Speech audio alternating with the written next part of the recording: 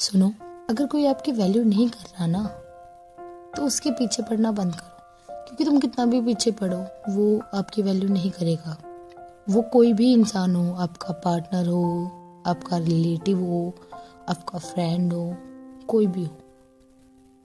कभी कभी रिलेशनशिप में हम पॉजेसिव हो जाते हैं सामने वाले को लेकर। उसको हमारी फीलिंग समझनी चाहिए कि हम उसके साथ कितने अटैच है, कितना चाहते हैं उसको, पर वो नहीं समझता उस पॉइंट ऑफ टाइम पे। ऐसी चीजों को अपने वक्त पर, अपने हाल पर छोड़ देना चाहिए, क्योंकि सामने वाला वक्त के हिसाब से शायद समझने लग जाए।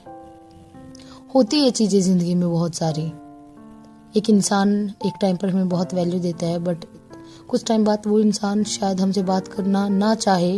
हो सकता है उस इंसान की जिंदगी में भी बहुत कुछ चल रहा हो, उसका अंदाजा हमें ना हो, और जब वो उन चीजों से निकल जाएगा तो वो वापस आपके साथ अच्छा हो सकता है।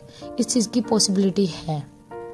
लेकिन अगर आप उस टाइम पर उसके पीछे पड़े रहोगे तो वो आपसे इरिटेट हो जाएगा, क्योंकि उसको लगेगा ये इंसान मुझे समझने की बजाय मेरी प्रॉब्लम्स को बढ़ा रहा है। तो कभी कभी चीजें ना लेट गो कर देनी चाहिए, अपने हाल पर छोड़ दो इस इंसान को।